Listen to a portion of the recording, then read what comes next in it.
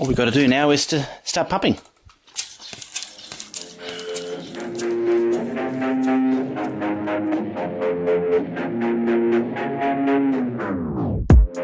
What is going on, everybody?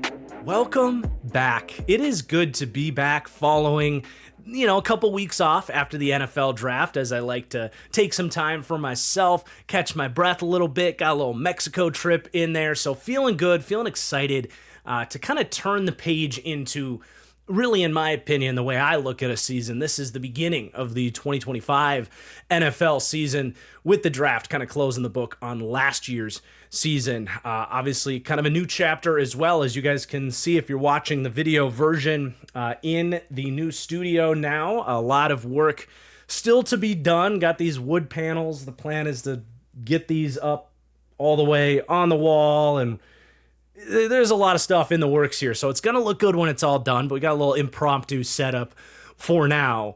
But anyway, excited to be back and talk some football.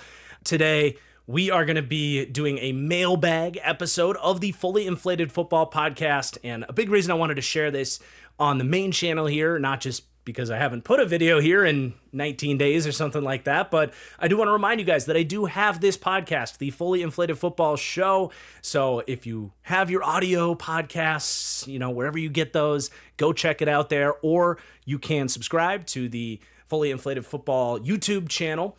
And I have a lot planned for this year for the podcast. This is going to be the best year of the podcast. Some big announcements coming there that I'm not quite ready to announce, but I'm really excited about this year and beyond for the podcast. So definitely make sure you guys are subscribed wherever you want to make sure you're catching every single episode of the podcast. And while we're on the subject, I'm still running that reach goal of 1,000 Spotify reviews. We're at like 950 right now. And once I get to 1,000 reviews, I'm going to be doing a giveaway of That Franchise Guy hoodies. So 2 lucky reviewers will be winning some TFG merch once we get that 1,000 Spotify goal. I really appreciate you guys dropping those as well if you haven't done so already. But for today's show, we have, I think, 25 excellent questions from you guys, you supporters on Patreon. One of the benefits there is you can DM me your questions for the mailbag. The plan is to do a couple more of these throughout the course of the summer, but we got some excellent questions today, talking about some league trends. I got a question about some drafted players that, my opinion, that I'm a little bit worried about, maybe being wrong about certain players based on where they landed. We got some very good team-specific questions, a lot of good content baked into this one here today, and I do want to go ahead and get started. The first question, though, is not something I actually received on Patreon, but it's been a heavily asked question. I think a lot of you guys are wondering, when is the Deep Dive series starting? So it's very much in the works. I've begun production on the reveal of the number 32 team in my power rankings heading into next season. Obviously, not going to tell you who that team is, but hoping by the end of this week, certainly before the end of May. But obviously I want to make sure we kick things off with a bang with a good deep dive episode for you. So certainly taking my time with it, getting into the film, doing a lot of research. It took me 3 days to put together the whole spreadsheet for the series this year. So obviously excited for the start of deep dives. And I know a lot of you guys are excited for it as well and asking about it. So I wanted to include that as a question here for this mailbag podcast. But let's go ahead and get into my first question here. So our first question here is from Drew. What would be your best guess at a league trend that begins or becomes more prominent within the NFL this next season? Love the question, Drew. Obviously, teams and coaches are constantly trying to predict which directions the league is going and trying to get ahead of the league so that you don't just get wrapped up in doing the same thing that everybody else is doing. And it's fun to try to anticipate that ourselves here, especially at this point in time heading into a new season. And my mind immediately goes to just kind of this direction the league is going with the kind of reemergence and re-evolution, I would call it, of the run game in the NFL. That's not a new point. We've been talking about how explosive running in the NFL is right now. For 2 years now, teams are running the ball more. They're running the ball more effectively. And we've talked about that's because all these defenses want to live in these two shell, pre-snap quarters style defenses in nickel fronts and prevent explosive plays. And the reaction has very obviously been running at those defenses more often. But I don't think we've fully seen this sort of transformation of the league reach its full final version.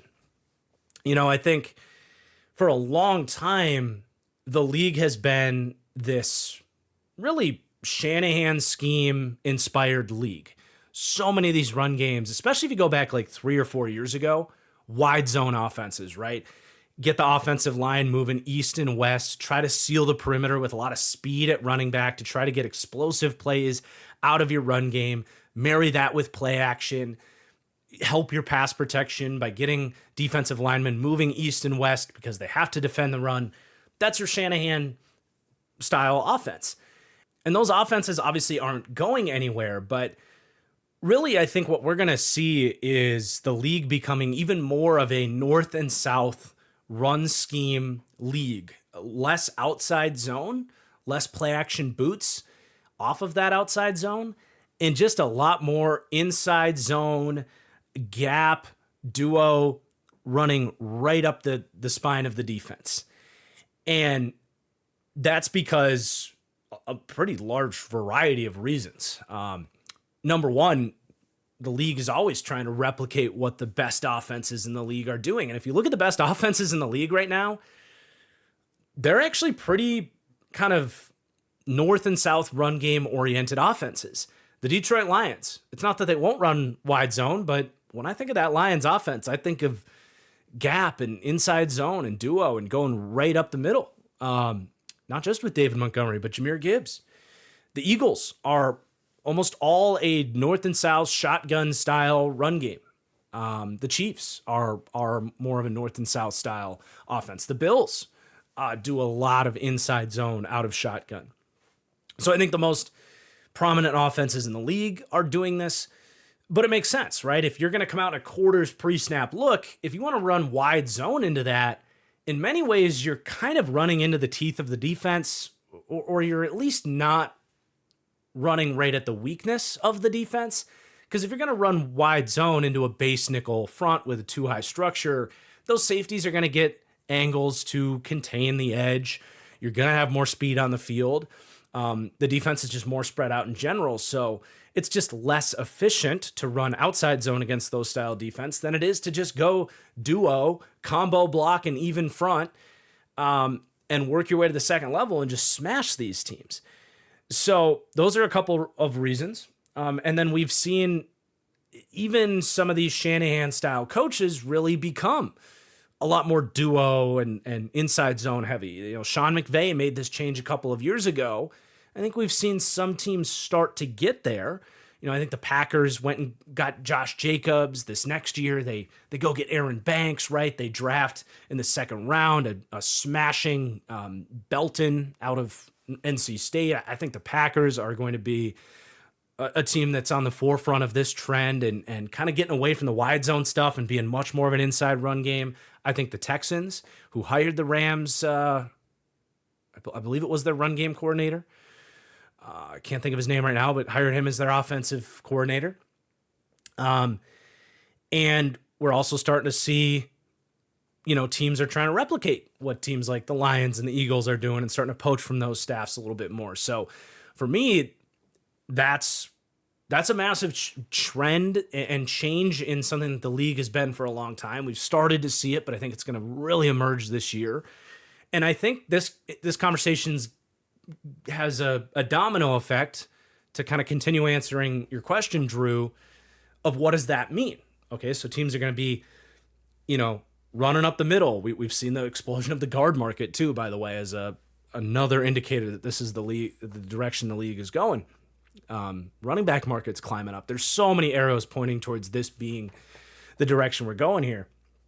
But if that's what's going to happen, well, you're eventually going to have to see defenses adjust. And at some point in time, I think the idea that you can just live in quarters two shell defense all the time, that's going to die. We are eventually going to see a return to a lot of cover three, more man coverage, cover one.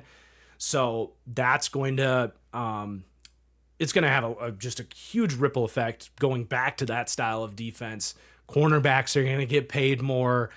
I think linebackers are going to start to get paid more as a reaction to this, because no matter what, defenses are going to want to live in nickel. You're not going to see a full return to base defenses or anything like that, where teams are coming out in base 3-4, base 4-3 all the time. But if you have a linebacker that can actually take on blocks and, help defend the inside run game, those guys are going to become more and more valuable, especially because there's just not that many of them. So I think the linebacker market is going to spike up.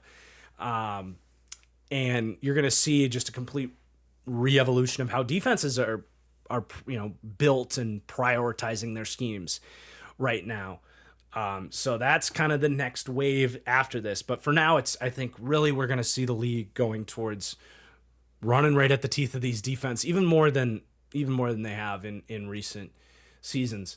And then to kind of piggyback off of that, we got a couple of questions that all kind of tied together here. So this one was from Seth. What is the next NFL position that's ripe to start exploding their market with the climate that is the current NFL? My best guess is interior D linemen really getting a massive bump in pay grade. On the interior defensive lineman part, I think that position's pretty well compensated at this point in time. I think we've seen a pretty big spike in their market over the last couple of years.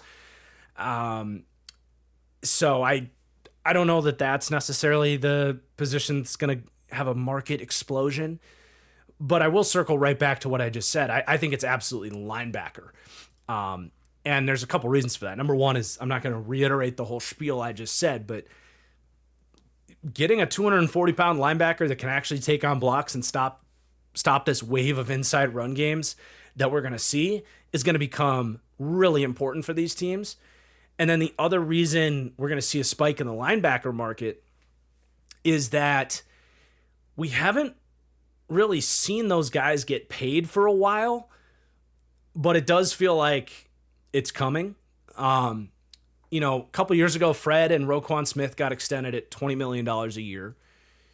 We just haven't really had star linebackers or highly valued linebackers up for extensions. So many of these guys right now, like so many of the top linebackers in the game, are just like really old players that don't really have the leverage to get big deals. Guys like Levante David, Demario Davis, they're not going to come out and like reset the market or anything like that.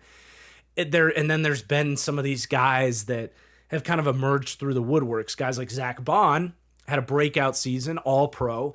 He's kind of the next highest paid linebacker, but he got $17 million because he doesn't have this huge track record of success to come in and like reset the market.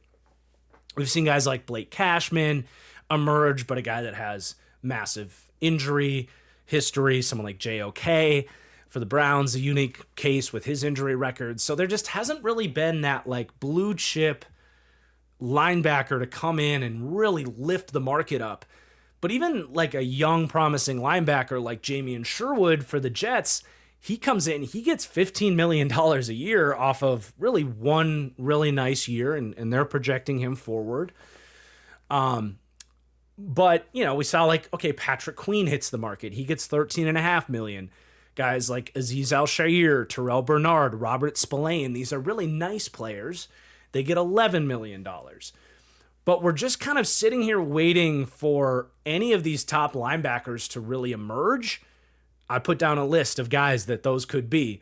Jack Campbell for the Lions, Quay Walker for the Packers, Devin Lloyd for the Jags, Logan Wilson for the Bengals, Diane Henley doing some really good stuff for the Chargers, Nakobe Dean. We'll see what his year looks like for the Eagles. Leo Chanel for the Chiefs. There's some guys that are kind of on the cusp at a position group that takes a long time to become a star player at, in my opinion.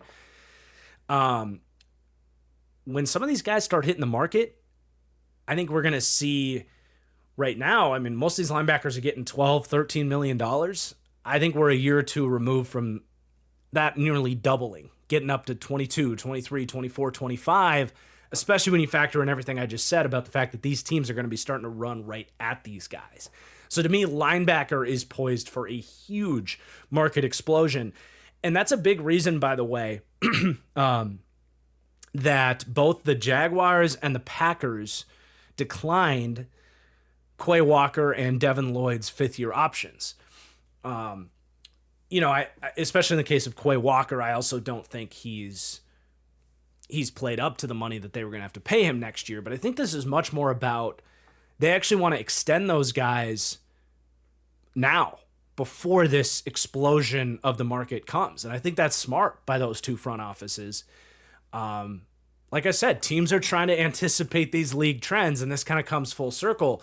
So guys like Quay Walker and Devin Lloyd, yeah, you could have them for relatively cheap one-year control, but if they continue to get better and then the market explodes, you might have to pay them $10 million more than if you just extend him here over the course of this offseason for where the market's at right now. Like, you could get Devin Lloyd, Quay Walker right now for somewhere around 3 years, $40 million. If those guys continue to develop, those could look much better than having to pay them 20 plus million. So that's my answer to that question for sure, is linebackers. And then just a kind of to be answer, running backs. We're going to continue to see the running back market spike, basically because of everything I've just said. But we just saw Saquon get up to 20 million. I think especially once Bijan's contract, whenever they want to extend Bijan, I think that's going to be a huge one. Or if like Kenneth Walker could have like a huge year for the Seahawks or something like that. Like, I think we're going to start to see running backs start to get 22, 23 north of that fairly consistently as well. And then we have one more question that's kind of in this web of league trends and valuations and this kind of stuff.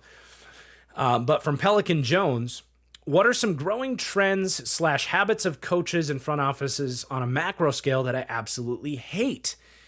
There's obviously the mainstream discussions like not paying running backs or my own hatred of Fangio-style defenses. But what other trends do you see that I just plain despise? So it's a great question. I don't have a ton of answers because I think generally speaking, trends are trends for a reason because something's working. So there's not a lot of trends that I despise like I do with the Fangio stuff. But there is one trend that I picked up on this offseason that I don't know that I fully agree with, and that is just how much some of these safeties are getting paid. It's kind of a short answer, but like, I don't know that guys like Cam Bynum and Trayvon Merrick are worth 15, 16, 17 million dollar deals when just a year ago we saw Xavier McKinney come out and get $16 million. We saw Jesse Bates get $16 million from the Falcons like a year before that. Like, those are like star safeties, and they got that much.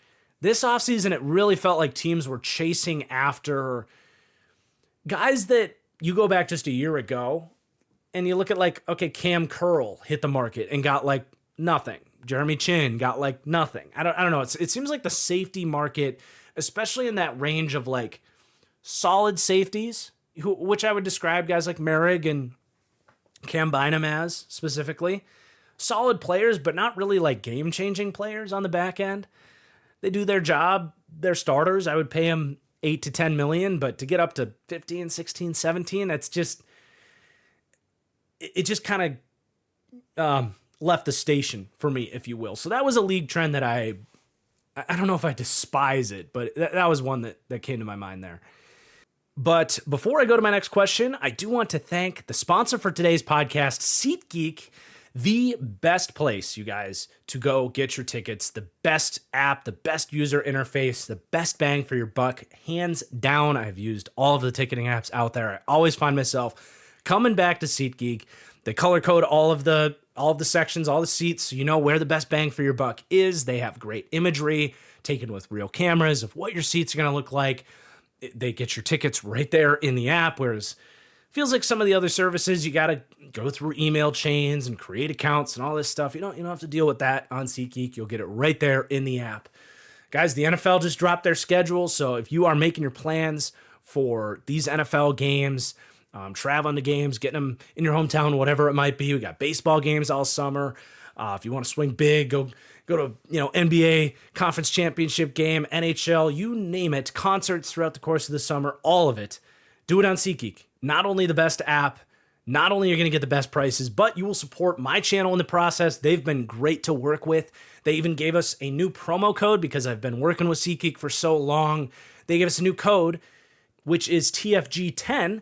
So if a couple years ago you used my old code, you can now use this code again and save up to $20 on your next ticket purchase. And of course, any new time customers will get that same benefit. And again, you will support my channel as well. So thank you to SeatGeek for sponsoring the show. And wherever you guys are headed, I hope you have a great time. But let's go to the next question here from Gene. Why don't most general managers use the franchise tag to the fullest extent? What is the benefit of signing a fourth-year rookie to a guaranteed long-term money when you can just keep them for 3 more years? I don't see the benefit of extending veterans either when they're under contract for more than a year. So there's actually a really good question, a really good answer to this question. And it all has to do, in my opinion, with, well, there's 2 sides to it. But the biggest reason that teams do this is because the franchise tag, by my understanding of it, is not a very flexible number. So let's take Micah Parsons, for example, because he's kind of the next big, huge payday coming up.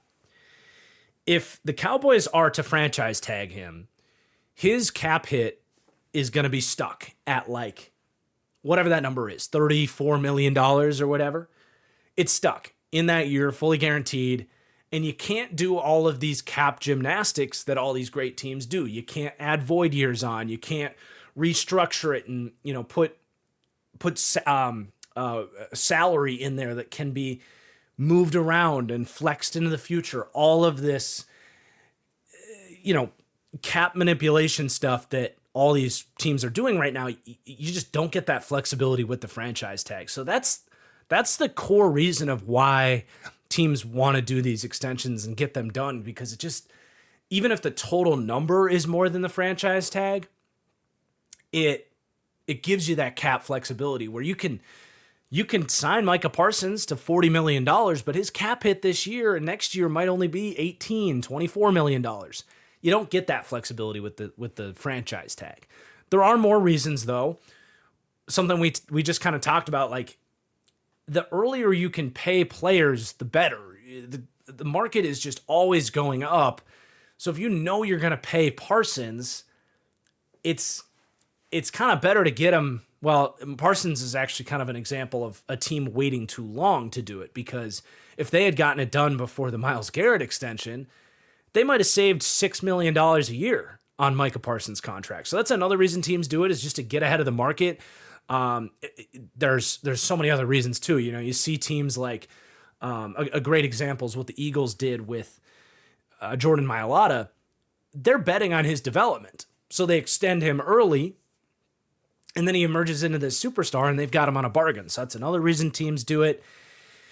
And it keeps morale up in the locker room. You want to create an environment, I think, where players feel like if they put in the work and they produce and they become superstars, that their team is going to reward them. That's why the Eagles extended Saquon Barkley when they didn't need to do that. So there are a lot of reasons why teams do it. But it's a good question, because I understand like where you're coming from. Like, yeah, you could technically just put the tag on year to year and kind of go about it that way. But there's a good reason why teams don't do that. All right, from Aiden, what is your confidence level of Anthony Richardson being the long-term starter for the Colts? Great question.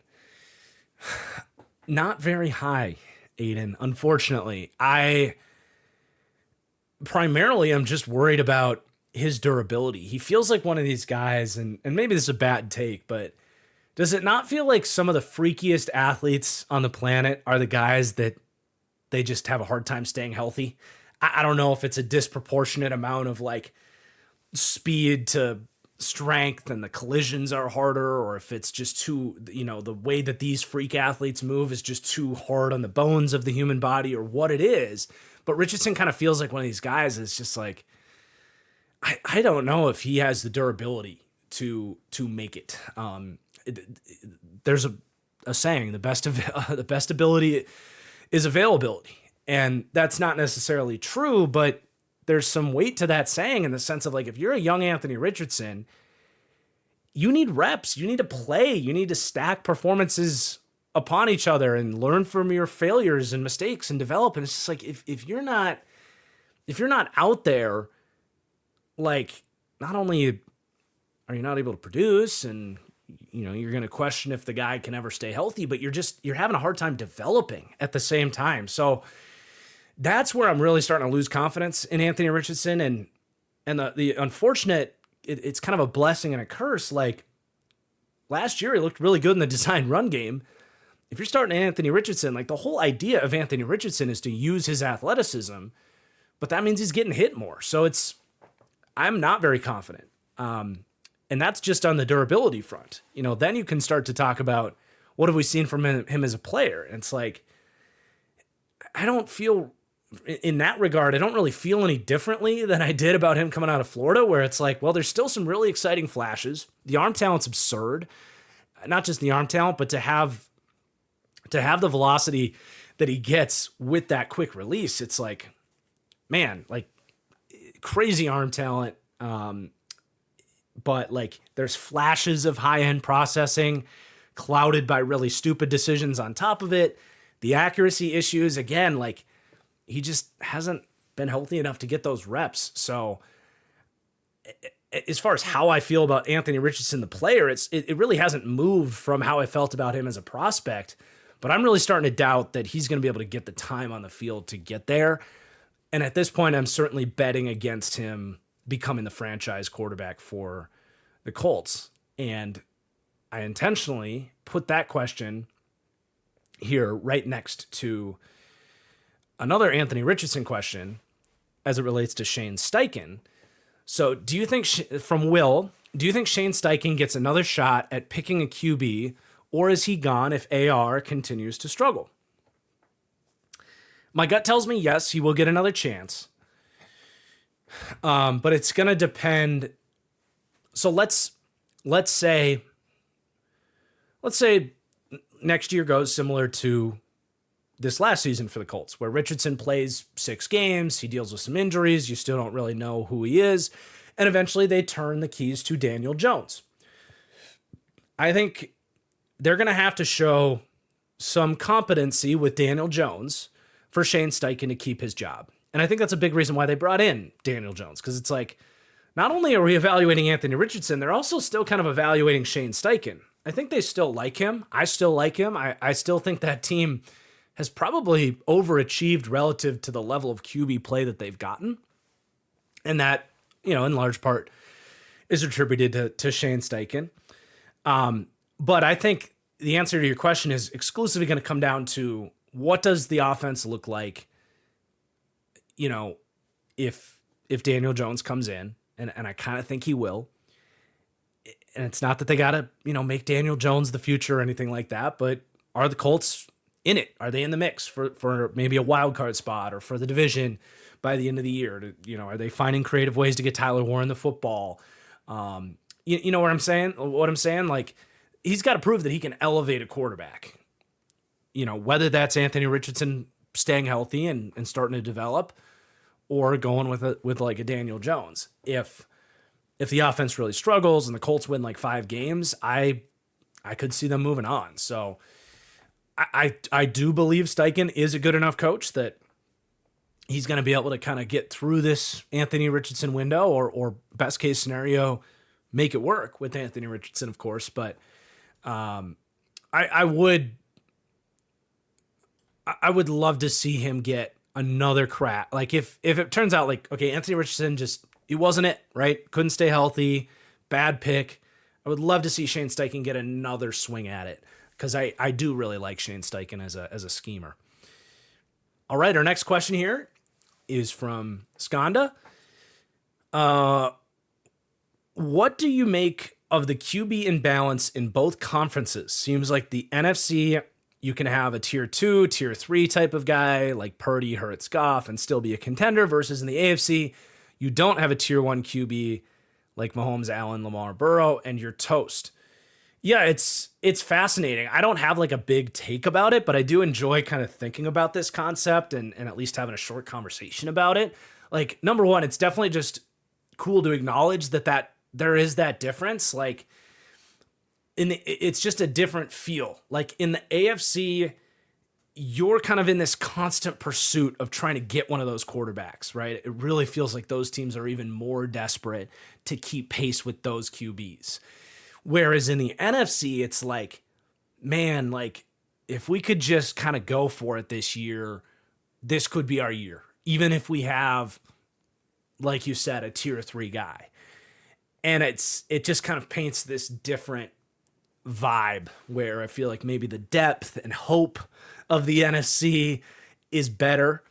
But maybe realistically their chances of knocking off the AFC team in the Super Bowl technically aren't as good, but then it's just a 1-game scenario. So I don't know how much that really makes a huge difference, but yeah, I think it's fascinating. I don't think there's a particular reason for it. The only theory there, and you'd have to really go back and look at it, but the only theory there would be because the NFC kind of beats up on each other a little bit more because there aren't those premium quarterbacks, or at least it's more spread out. You might in the NFC and maybe I'm realizing my theory here, but because you're in the NFC and you feel like if you build up the team, you actually could, any given year could be your year.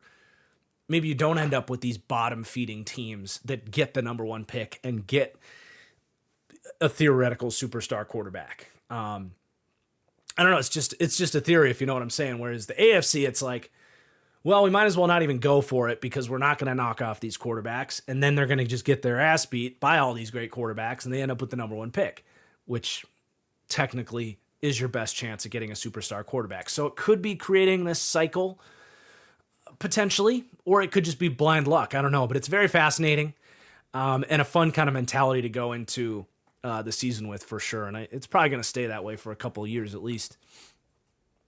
From Joey, I got a 2-part question. Number 1, do you agree with all the discourse and talk about next year's QB class being amazing? I'm not so sure of that. It has high upside, yes, but it seems like all of the top end QBs next year are unproven. So I do believe in it because how many years now have we seen like somebody emerges? You know, it was Joe Burrow, it was Jaden Daniels, even like Bo Nix had his ascension. This year, Cam Ward. That last year is so big for these guys. And if you look back at last year's class, there just weren't a lot of guys that you were really excited about. You know, I think like Jackson Dart was someone on a lot of people's radar. We kind of knew what Shedeur was.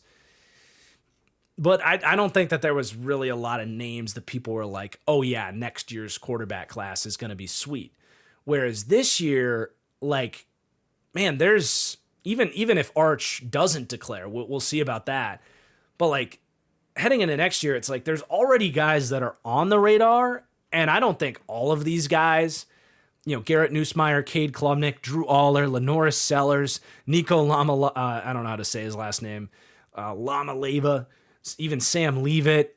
Who knows what Carson, you know, I would not bet on Carson Beck, but like even I'm seeing Fernando Mendoza, who I'm not very familiar with. The mock draft database has him as the 28th player heading into next year. So it's like, there's already a much higher baseline for these guys to have big years and be more proven. Like they're unproven because they're college underclassmen, right? So I do believe in it, but yeah, there's probably some truth to both where it's like none of these guys, if the draft were today, would be top 10 picks. I don't think, you know, maybe they would, but there's definitely that side of things for sure. But the second part of your question is, what is your favorite music to listen to right now? So I'm lame. I'm just not a huge music person.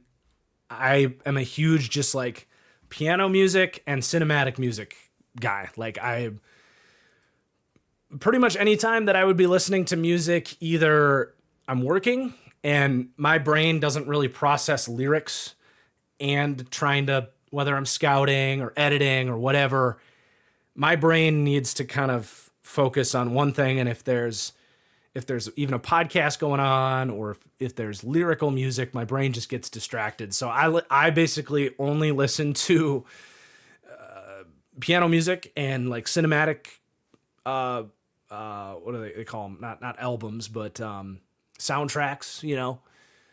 So I listen to a lot of like video game soundtracks, like The Last of Us is just stunning music. You know, like the Inception soundtrack is great.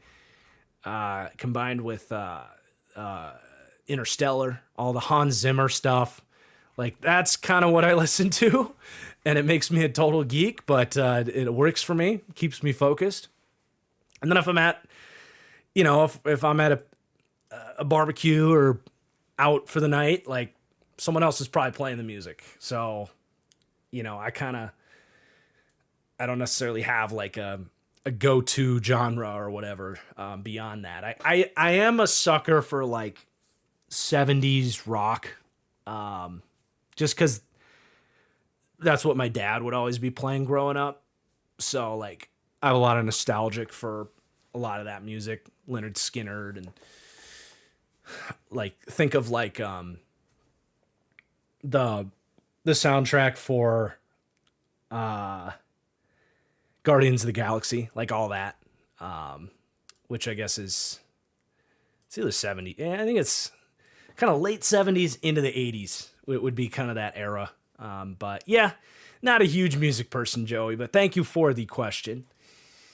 And then we got from Carter, are there any draft picks that, this might be my favorite question that we got today, but are there any draft picks that you are worried you might be wrong about already? Does seeing reports that the Lions and Rams were in a bidding war for Isaac TeSlaa make you want to go back and see if I missed something?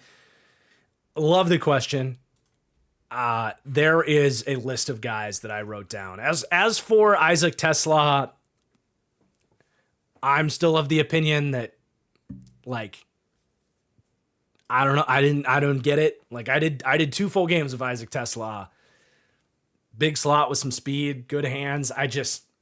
That one was just weird to me. I'm not necessarily worried about being wrong about it because I feel pretty good about what I saw and that being a pretty egregious overdraft.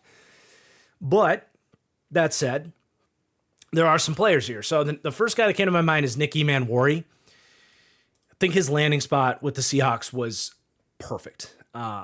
Like I talked about his poor run defense from the back end, his slow trigger, not liking his deep zone coverage. And I talked about like he's going to have to go to a spot where he can evolve as that sort of apex star defender, the big nickel, the Kyle Hamilton role. And he goes to the perfect spot, a spot that I think already has 2 good safeties in Julian Love and Kobe Bryant, right? Is the other safety back there, had a good year. But they literally have that role. This is Mike McDonald's defense that did the perfect thing with Kyle Hamilton. I think Nick Emmanwori's best coverage tape was as that intermediate zone defender, which is where he's going to be able to focus. And I think in that role, I think it's a great landing spot from a coaching perspective to get him to play the run more aggressively, which is what I desperately wanted to see from him. What I was worried about with Emmanwori is that some team would watch his college tape and say, oh, okay, so he played quarters, split safety, top-down defense the majority of the time at South Carolina. And I was worried any number of these Fangio-style defenses were going to take him and say, all right, you're a deep safety for us. I don't think he could do that all that well, but going to this role, I think it was a perfect landing spot. So I'm worried that having a 2nd to a 3rd round grade on Nick Emmanwori could age poorly. Also just the aesthetic. You know, Cam Chancellor is one of my all-time favorite players. So, you know, that big hard-hitting safety that plays down in the box. That's another, you know, not to go too off topic here, but that's another side to that first run of questions about league trends and stuff. this is another league trend where I think the classic slot corner, I think, is becoming more of a dying breed, where I think teams are going to really lean towards having really that big nickel presence, where you're more favoring the run defense aspect of that position than you are even the coverage. And if the guy can cover, that's great. But because these teams want to live in nickel, teams are going to be running the ball up the middle a lot more. I think taking who would traditionally be a 5'9", 185-pound slot corner and trying to get, I mean, and this is an exaggerated case with Nicky Manwari, but I mean, like, you know, Kyle Hamilton and Kelvin Banks Jr., or not Kelvin Banks Jr., Kelvin Winston Jr., who went to the Titans. Like Jalen Petrie is kind of this thicker run defending safety nickel player for the Texans. This is, I think, the modern nickel. Not necessarily Nicky Manwari because he's just a freak athlete, but I really think that's another league trend, is the nickel corner evolving into more of the apex defender, the star defender, being such a key part of these NFL defenses. So I think Nicky Manwari went to a great spot. I could see my grade on him being wrong. The other guys I wrote down, the two second-round tight ends, Terrence Ferguson and Arroyo, both NFC West. I'm a little worried because they got drafted so high, and especially in the case of Ferguson. You know, I had late third, early fourth round grades on both those guys. You know, the fact that Sean McVay likes Terrence Ferguson, and I criticized them for taking Braden Fisk last year, like that alone has me worried. I'm still going to stand my ground that it was a bad pick. He's not a good blocker. I think a Sean McVay tight end needs to block because they already have these, you know, they live in 11.5 personnel where their slot wide receiver is half tight end, guys like Puka Nacua and Jordan Whittington and what Cooper Kupp's done for them. This idea of drafting this athletic move tight end, like, I don't know, like that's a big gamble that early to take a guy that just kind of has to completely bulk up and learn how to block. I still don't think it was a good pick, but the fact that Sean McVay likes him, I'm worried about it. And in the case of Arroyo, just hearing the way the Seahawks talked about him, like they thought he was, if he stayed healthy, like he would be like some top 10 player in the draft. Again, I didn't see it, but they took him super early. I'm more worried about Ferguson than I am Arroyo, because Arroyo, it's like, I don't know, man. Like, what does he do that Noah Fant can't do for you? I didn't get that one, but because of how high those guys got drafted, I would be worried. Another guy kind of in an inverse direction here. You know, I was pretty high on Luther Burden. He was my 24th player on my big board, and for a long time I had him like close to the top 10. I eventually got scared off by but all of the kind of reports of his diva mentality and all this stuff. So I moved him down a little bit, but I still had him 24th player on my big board. That made me higher on him than a lot of people had him. And certainly the NFL drafted him, like 41 or whatever it was. But I'm worried that that's going to age poorly because I don't think he could have gone to a worse landing spot, Luther Burden. I just don't see the targets for him. Like, they already have DJ Moore, who was my high-end pro comp for Luther Burden. So I don't like the idea of them taking targets away from DJ Moore. You have Rome Odunze. They drafted Colston Loveland in the first round. They have Cole Kmet. They have DeAndre Swift. I didn't get the, I think there is a thing of having too many mouths to feed. And if he's already going to be a diva, I'm really worried about that landing spot for Luther Burden. And I thought Caleb was overwhelmed last year trying to feed 3 good wide receivers. So that's one that I'm like, I don't see it. Someone that I really liked. Another one is Siobhan Ravel. And this is basically just a shot at the Cowboys team doctor. Like, seriously. This is the guy that did Jonathan Brooks's knee injury. He did Overshown, who's like, he got hurt like week 7 and they're already expecting him to miss the whole year. There's been other guys too, but I guess he's the one that did Ravel's knee injury. And I would love to hear if the reason Ravel fell to the third round is because the league knew that the Cowboys team doctor did his surgery. And that's why the Cowboys ended up taking him, because they're familiar with him. And their doctor's obviously going to say, well, yeah, I did the surgery. He's going to be fine. But the fact that he falls to the third round, I'm a little worried that this is going to be a guy that just can't stay healthy. So I'm worried about that one, because this Cowboys team doctor, I think there's something going on there.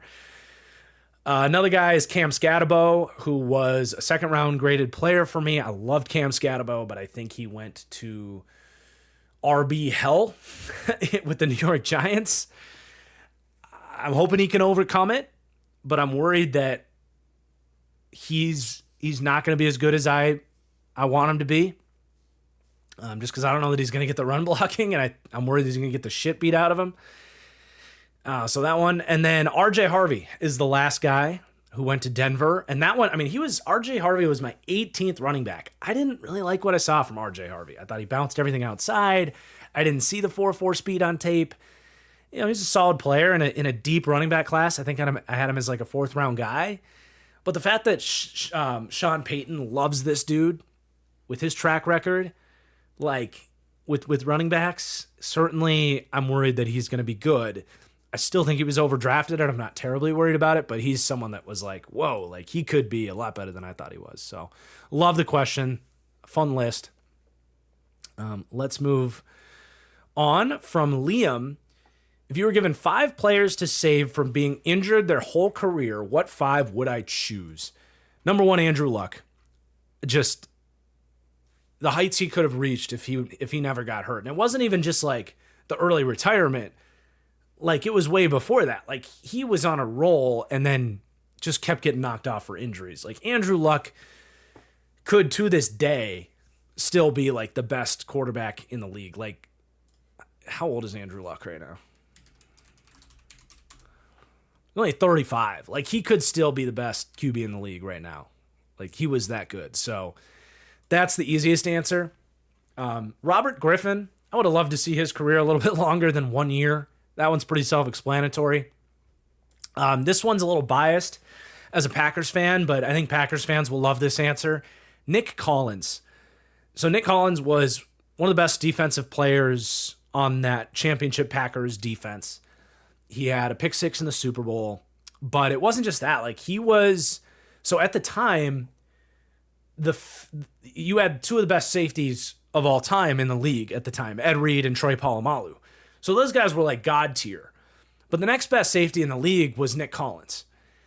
Out of Bethune-Cookman, second round pick out of Bethune-Cookman. Like, you got something to you. He was so good.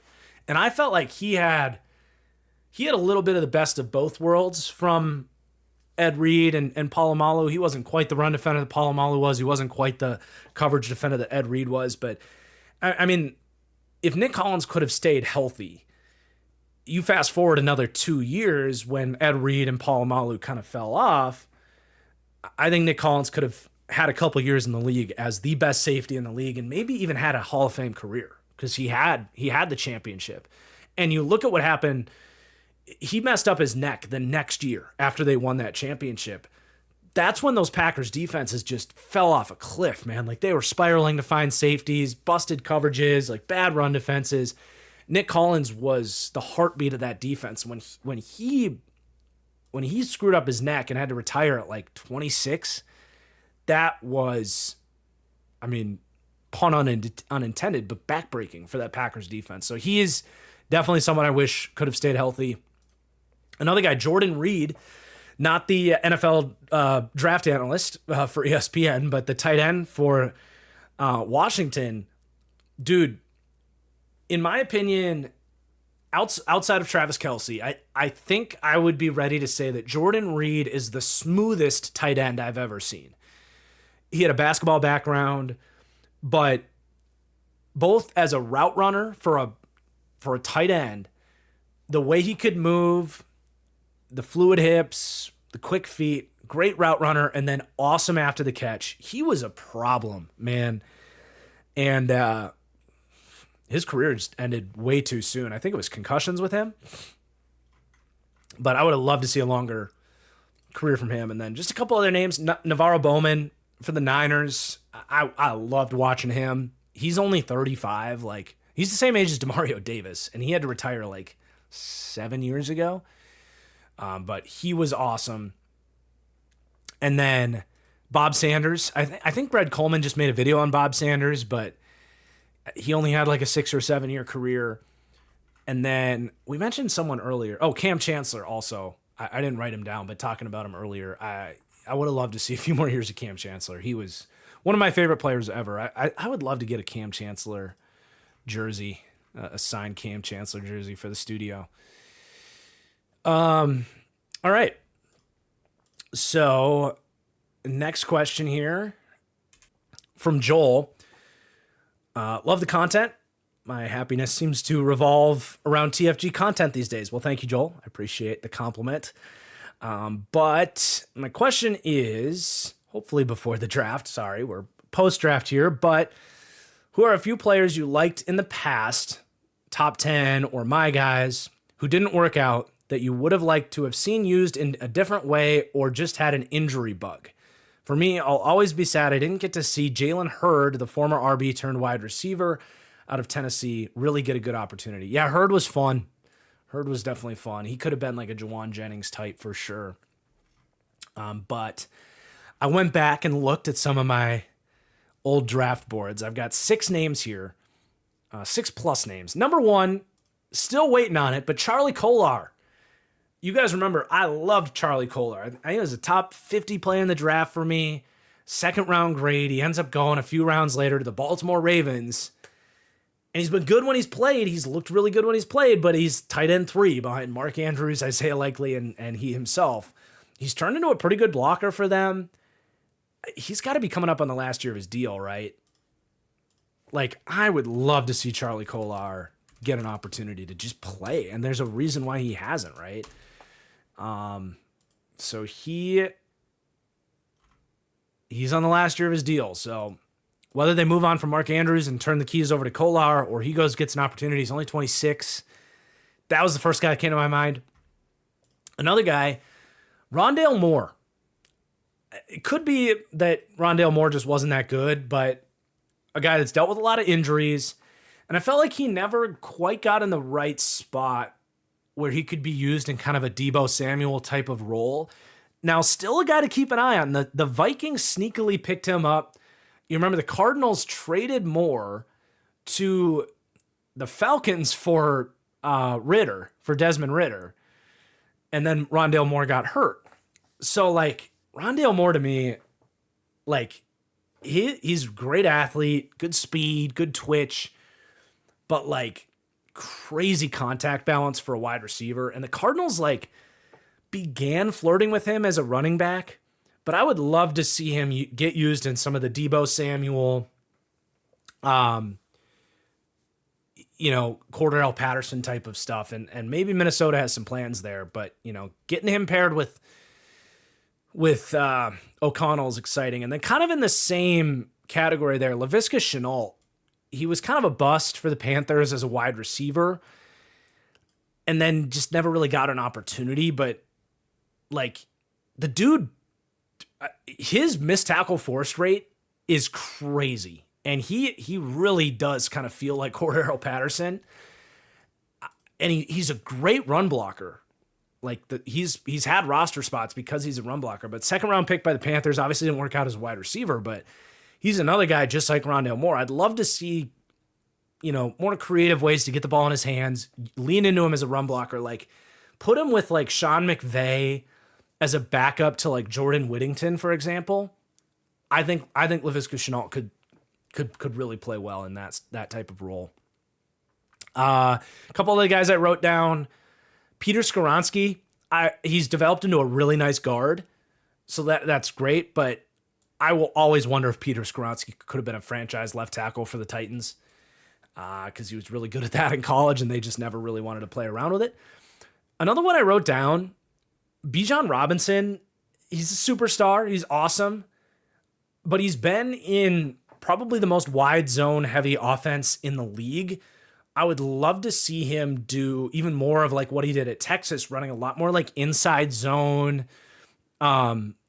really specifically inside zone. Like they will run it, but it's not enough. Bijan's best trait is that sort of Le'Veon Bell-esque patience to kind of let blocks set up and kind of navigate through the inside of the tackles. He can run outside zone, but speed isn't even really his game. And I think Bijan's obviously great. I think he could be even better obviously like the Eagles would be ideal, but like if the Falcons ever, and Zach Robinson is a McVay guy, so he doesn't have to stick with the wide zone stuff, but that's really how their offensive line is constructed. They're all wide zone blockers, so that's really why they do it. But if he ever ended up in a situation where they could kind of move guys north and south a little bit more, I think Bijan would be even in an even better scheme fit. And then just a couple of guys that stood out to me that I loved, but just could never stay healthy. Caleb Farley, obviously a pretty tragic situation of like a back injury, like one of the most physically talented corners that's ever come out of the draft, honestly. Like a 6'1" dude that just can move like wind. Very Christian Gonzalez-esque as an athlete, but just never could stay healthy. Excuse me. And then David Ojabo for the Ravens, just derailed by injuries. All right, next question from Jose. After a couple of years with Gannon, is it safe to say the Cardinals got at least a grown-up in the building, especially when compared to Steichen? If yes, does this change the narrative from having a solid defensive coordinator with a faint CEO presence or an X's and O's offensive coordinator? So a lot to this question. Number one, yes, Gannon does seem to be he's a good locker room coach. And we questioned that when he got there with some of the quirky comments and stuff. I like what he's done galvanizing that locker room. And I would say, yes, they got an adult in the building. I do think that's a bit of a Shane Steichen catching strays here. I'm not ready to say Shane Steichen's not an adult. Like I said earlier, I still like Shane Steichen.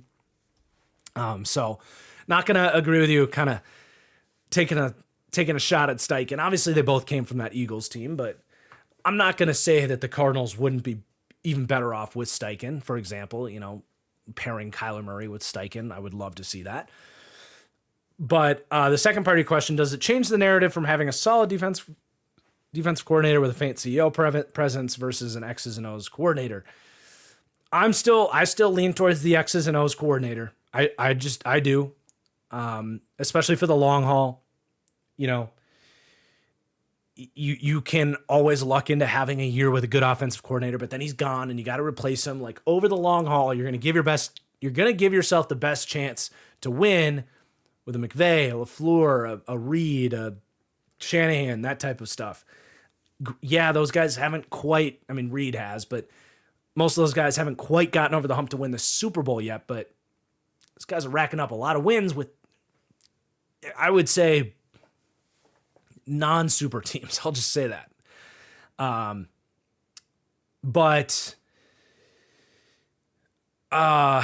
think that answers the question. Like, I still lean towards the X's and O's guy, and I've never said you can't win with a defensive coach with a CEO presence. It's a adequate pathway. It's not that you can't win, but what happens if Drew Petzing balls out and you lose Drew Petzing and then the offense gets set back? That's my fear always with a defensive coach. So no, I would not say that the narrative has changed, at least for me, with as it relates to that question. All right, Tyler, which notable players have big differences between skills? So whether it be coverage versus run defense, pass rush versus run defense, pass protection versus run blocking. I enjoyed coming up with some names for this. So guys that kind of vary in skill sets, and really want to focus on linebackers, defensive linemen, and offensive linemen, because those are going to be the position groups that this really applies to. So there's some linebackers that really stand out to me as excellent run defenders, but questionable in coverage. 3 guys there. Bobby Wagner at this stage in his career can't cover a blade of grass. Still an amazing run defender. So that one's fun. Jack Campbell for the Lions. I hesitated whether or not to put him on this list because he's still very young. And I do think he, just like, Bobby Wagner obviously still like knows what he's doing in zone coverage. He just can't really move. I do think Jack Campbell has zone IQ and he's got great length and he does deflect passes. But you do see, like, if it's play action and he's got to turn and run with a tight end or a slot receiver on a crosser or up the seam, he labors. He is not that fast. So he has his bad moments in coverage, but excellent run defender already as a year 2 player. And then inversely, very young player, so he could still get better. But Peyton Wilson, the linebacker for the Steelers heading into year 2, he's already like a phenomenal coverage linebacker. Crazy athlete, good instincts in space. Maybe the worst run defending linebacker getting any sort of significant playing time in the league right now. And shoot, that makes me frustrated that I didn't answer another league trend. Might as well just talk about it and keep the show rolling here. But what the Steelers are doing with their linebacker by committee is a very fascinating idea, where instead of having your typical just 2 starting linebackers, and like the Lions do this too, but it really stands out with what the Steelers do. The Steelers have their starting linebacker, Patrick Queen, who's getting paid. But instead of just having an average LB2, because there's just not that many good linebackers in the league, they take what, like your question here, someone that's great at one thing and horrible at another thing, Landon Roberts, who could absolutely be on this list, Landon Roberts, who's an excellent run defender and can't cover a blade of grass in coverage. He's their early down linebacker. And then they take him off the field and they put Jordan Brooks, Peyton Wilson out there in coverage. And I think it's brilliant.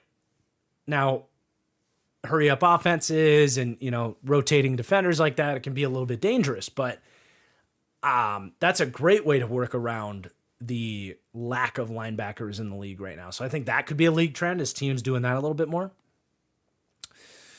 But some other players here. So on the defensive line, a couple of superstar players stood out to me.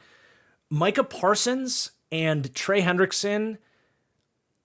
I don't think they're horrible run defenders, but they're probably just average run defenders, and obviously 2 of the best pass rushers in the league. I would say all of the other elite pass rushers, Bosa, Garrett, call it Chris Jones on the interior, Aiden Hutchinson, TJ Watt. Those guys are all like excellent in both categories. And Chris Jones, to his credit, has gotten much better as a run defender over the years. Parsons and Trey Hendrickson, they're fine. They're pretty average as run defenders. And that could be an arm length thing, by the way. Both those guys do have pretty poor arm length, but just a thought. And then offensive linemen, there's a few guys here. So Chris Lindstrom might be the best guard in football. He certainly has an argument for it. Pretty average pass protector, but elite run blocker. Laramie Tunsil, new franchise left tackle for the Commanders. Elite pass blocker.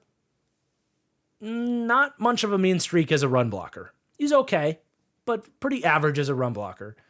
Rasheed Walker, tackle for the Packers. I think a big reason they have opened up the door to potentially move on from him is they do want to run the ball a lot in Green Bay.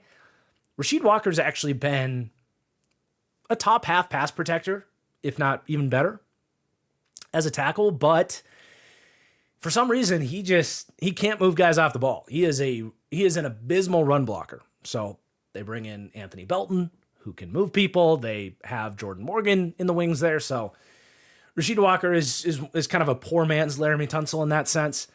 And then inversely, Terrence Steele, the right tackle for the Cowboys, excellent run blocker, doesn't hold up in pass pro. He stops his feet. He loses to power. He is possibly the most split offensive lineman, where he's a great run blocker and a liability a lot of the times in pass protection. Got a little bit better last year, but I still don't really trust him. Fun question, though. All right. From Sovereign. The NFC West has 4 QBs that are hard to rank. Knowing that Stafford is probably the best now, who has the best 3-year QB outlook in the NFC West, assuming Purdy signs his deal? It's not the Rams. I think expecting Stafford in 3 years. Now, over the course of the next 3 years, you could argue Stafford. I think Stafford has another year or two left, but I don't see Stafford as a guy that's going to be playing great football into his 40s. He's just taken such a beating throughout his career. So I wouldn't say it's the Rams. I wouldn't say it's the Seahawks, but I will give them credit. I love the Milroe pick. I think it's the definition of what they should have been looking to do. Take a swing and see how it goes while you bring in Darnold and see where it goes. I think you could have done that with Geno, but they're doing it with Darnold. I don't have a huge criticism of it. And I think it's a good outlook. I wouldn't say it's the best in the NFC West. I'm excited to see Brock Purdy play this year. You know, last year's Niners season was just a mess from start to finish. I don't know if they can kind of rein things back in. I certainly still trust Shanahan to do that. But Purdy looked great for the first 2 months of last year, and then kind of fell off as the year went on. But Purdy just got the big contract. It's a lot for Brock Purdy, but I don't think it's egregious, So I'd lean towards Brock Purdy, and then it's just like Kyler would be. I think Kyler's the one guy that could take this case, where you could say the Cardinals. I'm kind of 1 foot in, 1 foot out on Kyler right now. You guys know I've stanned Kyler Murray.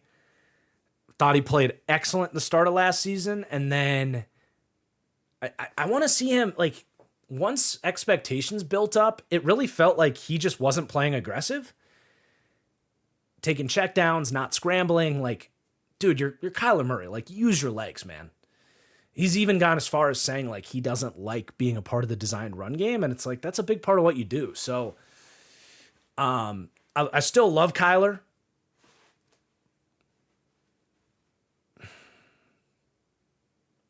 And him and Purdy they're a definition of tier 3 QBs right now. So it's it depends what day you ask me, but those guys are in pretty similar spots. I think because Kyler's a lot cheaper. Kyler's contract has actually turned into a pretty nice deal for the Cardinals. I don't know how many more years they have on that, but he was at $40 million. They got in on him before the huge spike. I think it's got to be Kyler. If you view Kyler and Purdy as the same tier of QB, which I do, Purdy's going to be $53 million a year, whereas Kyler is 44.5. So because Kyler's cheaper and his upside is certainly better, I think you still got to say Cardinals, but it's very close with, Cardinals, Niners. Then I'd probably still go Rams. It depends on your definition of a 3-year outlook. I still think the Rams are going to get, two more years of good Stafford if he's healthy. And he's obviously the best QB in that division right now. Then probably the Seahawks, but that's another. I'm really excited to see that division this year. See how things kind of shape up. Everybody's kind of on a different random trajectory, it feels like. All right, from Patrick, could you talk about what traits make a receiver or cornerback more suitable to play the slot as opposed to the perimeter? It's a good question.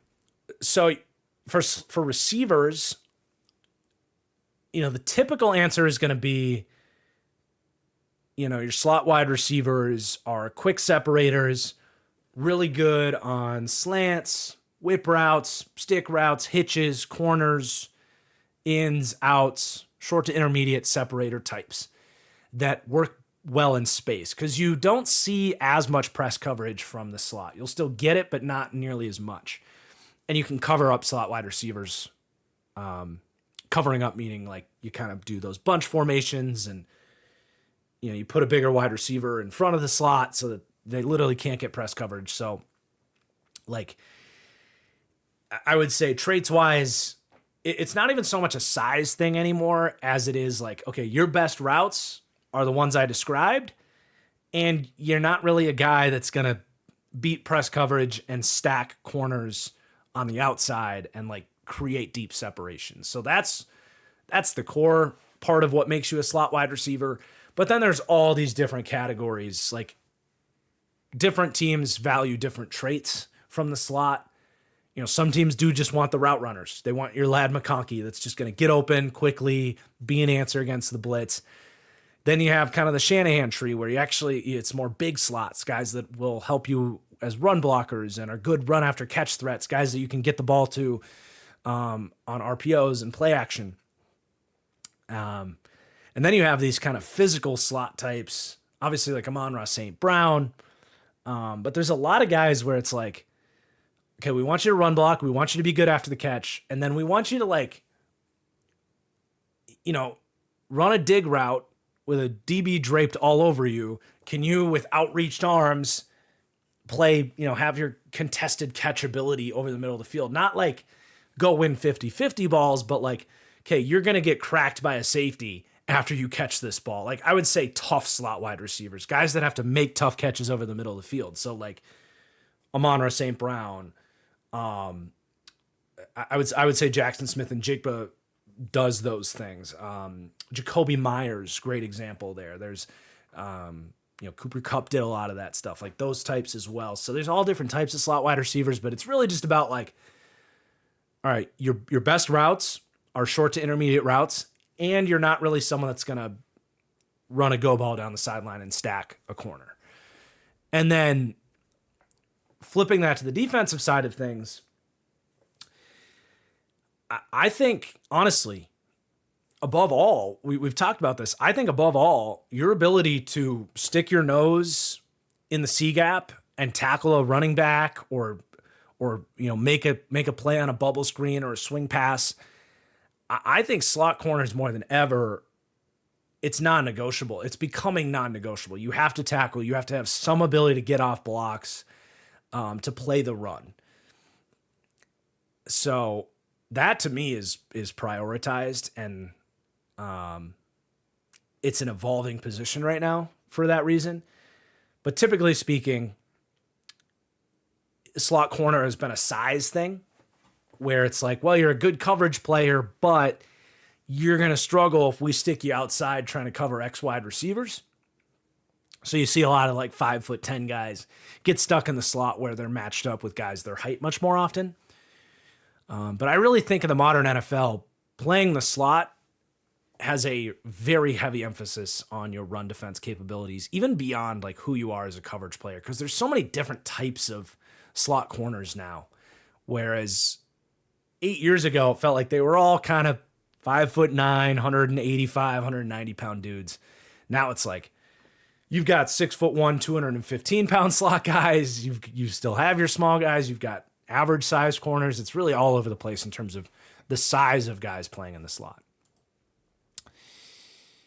All right, from SJ, the Packers told Jayden Reed's agent that he's still considered the number one wide receiver. Do you foresee Matthew Golden taking that title sooner rather than later? I wish they wouldn't draw lines in the sand and simply let the players earn that spot. The Packers haven't had a 1,000-yard receiver in a while, so it's not like Reed is entitled to more targets just to reinforce his wide receiver one status. Yeah, the Jayden Reed thing was very bizarre. Like, I didn't know Jayden Reed was like that he would give a shit about being titled the wide receiver one. Like, what does that even mean? I think it's kind of a red flag. I get why the Packers are just like kind of tell him what he wants to hear. And once football starts and Jayden Reed's getting his targets and Matthew Golden's getting his targets, like, he's not going to care. Very bizarre. Very bizarre that Jayden Reed even brought it up. So I don't think it's ultimately going to have too big of an impact on things. Like, obviously, Matthew Golden's going to come in and get a lot of targets. They didn't draft him round 1 for no reason. And I think those guys' skill sets play perfectly into each other. So it was a bizarre situation. The Packers wide receivers are like low-key divas. Like, Romeo Doubs had some stuff going on last year. Jaden Reed now, like, weird. It's not typical of Packers players, but here we are. From Moses, do you think the Steelers' offense is enticing enough for Rodgers after trading away Pickens? Enticing enough? Yes. Enticing period? No. I think it's a very average group of pass protection, a lot of young players with that offensive line.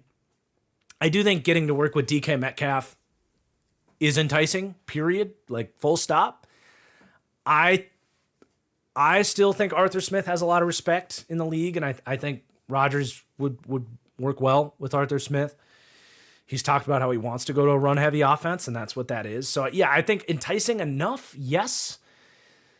And honestly, skill set-wise, Rodgers and Pickens work well together, but Rodgers is all about, like, chemistry and high IQ football and, like, being in the right place at the right time and, like, if I brush my knee, I need you to change your route from a go ball to a comebacker. George Pickens is very talented. I don't know that he has the attention to detail to pair well with Rodgers. So I did have some worries that there could be some bad chemistry between those guys. So I don't think it's the end of the world that they moved on from Pickens, but obviously on paper they look a lot more talented than with Pickens. Than they do now without him. But yeah. From Alan, I was watching the Locked On Colts podcast this week, and they were saying that Latu needs to either commit to adding weight and power or commit to getting more bend, as he's in a middle ground right now that's holding him back. Thoughts? It's interesting. I could see it. I could see that being an argument. Like, he's not winning with power right now. So if you're not going to win with power, you might as well commit to, like, the bendy cross chop. Like, he is a very fluid, bendy athlete already, even at his size. I don't know that he necessarily needs to change his weight. I feel like he could add a little bit of functional muscle without changing his weight too much and then develop more power. I agree he needs more power. It's possible that if he dropped weight, he would be more of a threatening speed rusher type. So I think it's an interesting thought to stew on. I'm not saying I necessarily disagree. I guess I just still think he could add a power profile at his weight. Would be my answer to that question. But it would be interesting if he went in either direction. I think I would prefer to see him drop some weight and just be this really twitchy, bendy athlete. But I don't know that he necessarily has that in there. So we'll see where that one goes. All right.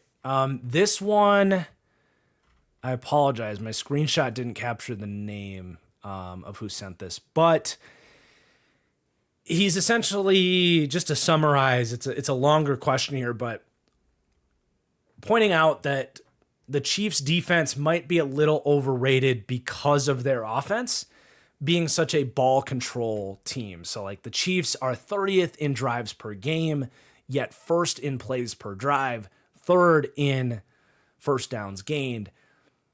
Their total ball control offense. So it's helping their defense. Undoubtedly, that helps their defense. There is, you make a great point there. The defense stays fresh. They're not susceptible to as many plays. They're not going to give up as many yards and points. Undoubtedly, it helps the Chiefs defense. Now the question is the Chiefs defense overrated?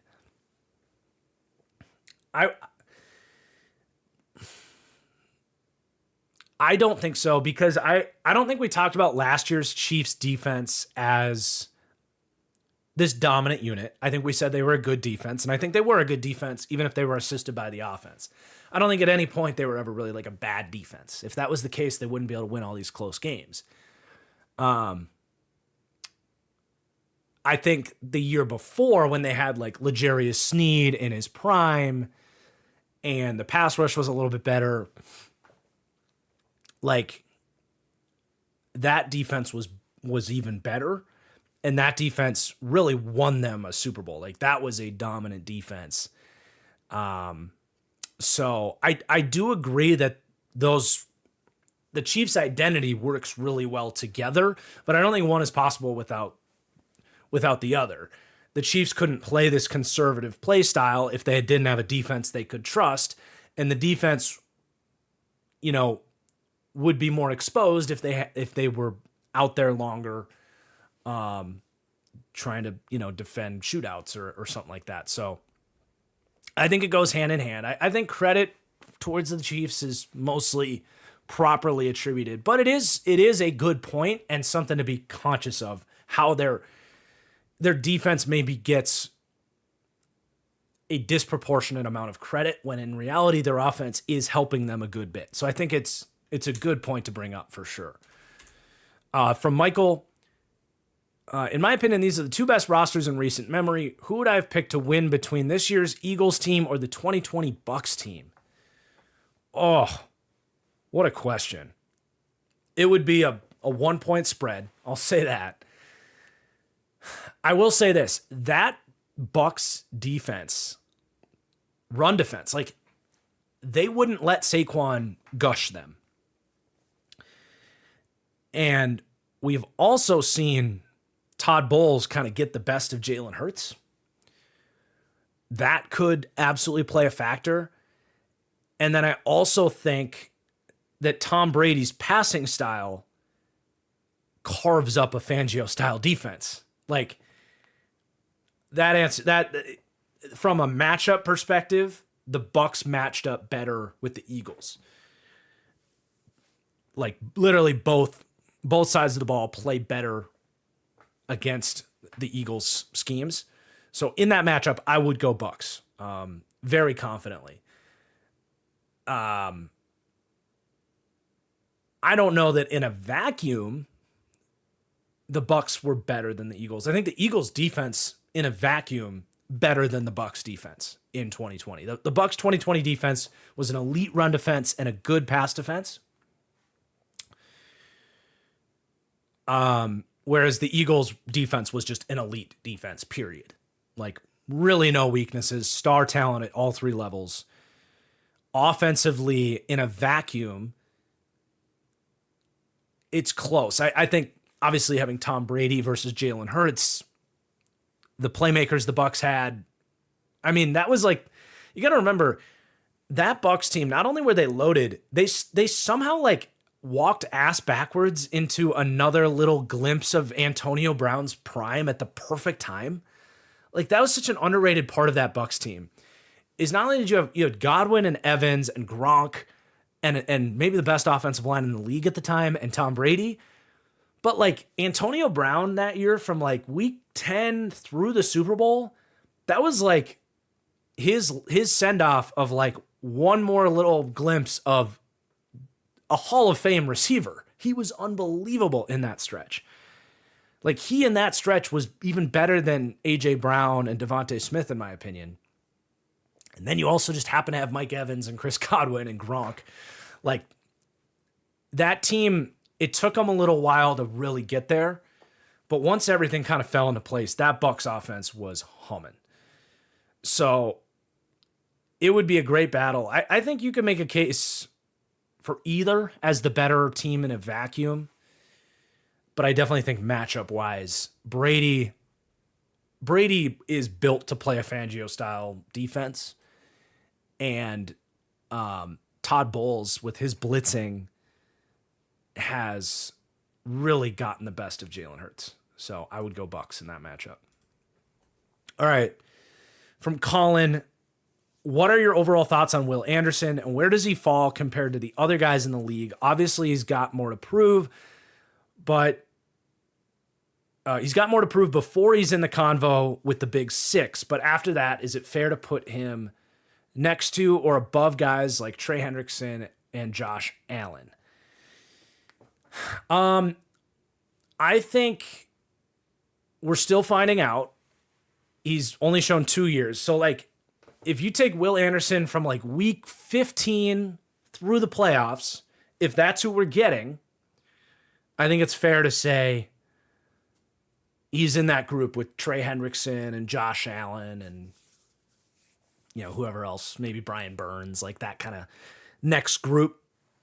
I would say he's not nearly as established as Trey Hendrickson and Josh Allen. I wouldn't rank him really, like, I quite easily rank Allen and Hendrickson above Will Anderson right now. Hell, I think Will Anderson still has to surpass Danielle Hunter as the best pass rusher on his own team. Would be another guy that needs to be in that group. I think the interesting thing about Anderson is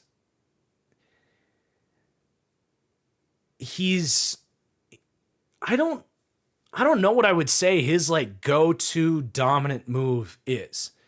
I guess the speed rush, like he has amazing bend. He's one of the bendiest edge rushers in the league. But like, I don't know. He's not like a consistent, his bull rush is good. It's not like a dominant bull rush. Like Trey Hendrickson has multiple moves that he's great with, like cross chop, speed rush, bull rush. Josh Allen, I would say that about. Like, I think Will Anderson in my head is in the like 12 to 16 range of edge rushers personally. So like his best football was the end of last season. He's super young. He's only 23. So like he could still absolutely get there. But I'm probably a tick lower than how you're describing him, Colin, but still great. All right. From SNPY, when Abdul Carter was at the Giants facility for his 30 visit, the outside linebacker coach said to him, "You obviously can win on the edge. You can win against guards. You can beat a center. So you have to learn all 5 spots. Do you think it's a good idea for the Giants to move him around the D-line, or do you think it would be better to just put him at edge?" I think considering last year was the first year Abdul Carter played edge, and he still had like a huge bag of useful rush moves, I think it's pretty safe to say like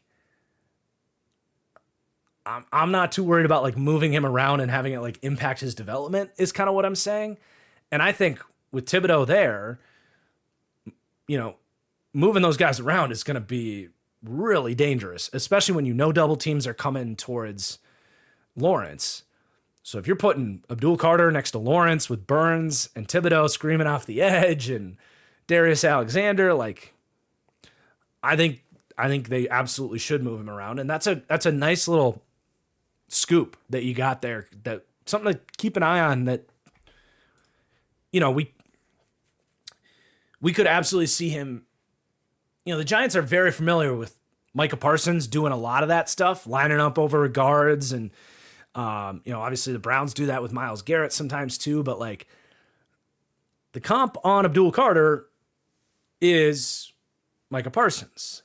And like Micah Parsons, Abdul Carter has experience dropping into coverage and playing linebacker as well. So like, I'm really, the more I'm talking out loud about this, I'm actually loving that idea as him almost being a linebacker on a lot of your formations, where you're going to blitz a lot, obviously, but the fact that you might, God, I'm loving this now. The more I talk about it, the fact that you're lining up with him mugged up over the A-gap right next to Dexter Lawrence, and you're like, how are we going to slide to protect this? And then you might slide inside, and he just dropped into a hook zone where he's actually like pretty good at it. It's pretty fucking nasty. I love it. All right, from Jakar. How do you balance your own takes versus consensus? For example, Tet McMillan, and not fall into groupthink when the rest of the industry may have a different opinion than you. So for me, it comes pretty easy. I really do try my best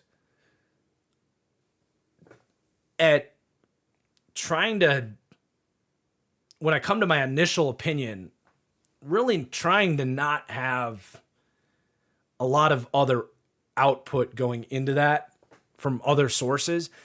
I inevitably, especially at certain positions, like that I get to later in the process. Like I don't do corners till after the combine, for example.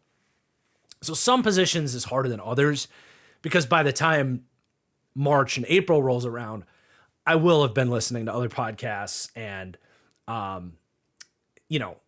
inevitably I'm much more aware of what consensus is saying on guys. But for the, quarterbacks, running backs, wide receivers, O-line in general, you don't hear a ton of people talk too much about anyway. D-line I do early because I think you can. I really do try to come to my own opinion on my own.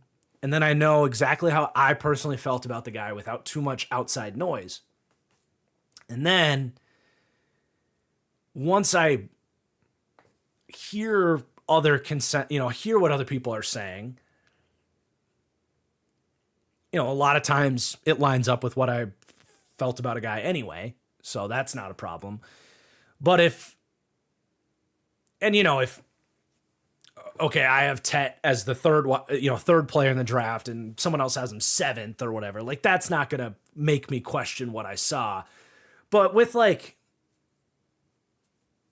who's a good example from this year? Azariah Thomas. I wasn't a fan. 3rd, 4th round grade. Keep hearing people saying they love him. I usually go and do another game on those guys. The guys that I'm vastly different from consensus, I don't like to just, stand on an island and be like, nope, I saw this. I'm well aware, sometimes guys have bad games. Sometimes guys have disproportionately great games. And if consensus was out there watching other games and they came to other conclusions, I want to see what they saw and see if I was wrong or, see if my opinion changes. So I really do make an effort when I'm varying from consensus to double down, to go back and make sure I feel good about being different on consensus. That happened with Tyler Shook this year. I end up with a 2nd round grade on him. He has bad throw at the combine. And everyone's like, this guy can't play. I went and watched what game was it? Boston College game, maybe? I went and did one more game on him. Clemson game, I think it was. Yeah, it was the Clemson game. I went back and watched it. Even after my eval was all done. I went back and watched it and I was like, nope, I still really like him. Still has, same issues and all that stuff that I talked about, but that's kind of my process. All right. How are we doing? We got, all right, I think we're, last question here from DeMarcus. Love your content, been watching since 2020. Got a mailbag question for you. If you had a son and he wanted to play football, what position would you want him to play? And what's the first thing you would teach him regarding that position? Obviously, I'd want my son to play quarterback.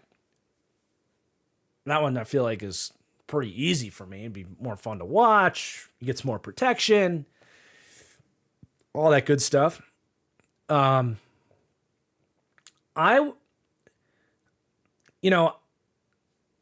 not really in the weeds with coaching and stuff. So I don't think I would try to interfere too much with what coaches would be telling my theoretical quarterback son in terms of footwork or how to read the defense. And, that's all relative to what the play call is and all this stuff. I think eventually I would probably find some criticisms of his game and try to work on some of that stuff. But at very first, I don't think I would be too involved or have even be the best voice for him in terms of footwork or throwing mechanics or anything like that. I would leave that in the hands of his coaches. I would love, though, to just sit down and go watch some prime Aaron Rodgers, watch some prime Lamar, Burrow, like these guys in the game right now, and just watch some actual all 22 at a young age and, give them that perspective. That would probably be more of my influence if I were to have a son that was playing football. That's all we got. Just double checking. That was a really fun show. I hope you guys enjoyed. A lot of great questions. You guys do really bring some thoughtful questions to the table that make these mailbag episodes really, really fun. So thank you for the questions. Thank you, of course, for your Patreon support as well. All of those questions came from the patrons, where you guys, if you want to support the channel and get access to future mailbag episodes, my goal is to do once a month, get through the mailbag on the Fully Inflated Football podcast here. So it's patreon.com/thatfranchiseguy if you want to show a little extra love and support there. But that is all we've got. Thank you so much for listening, for watching, and get those reviews in. We got 50 more to go for the merchandise giveaway goal, but the next video, you guys, will be the first deep dive here before the end of May. So obviously looking forward to that. I will see you guys soon. Peace out.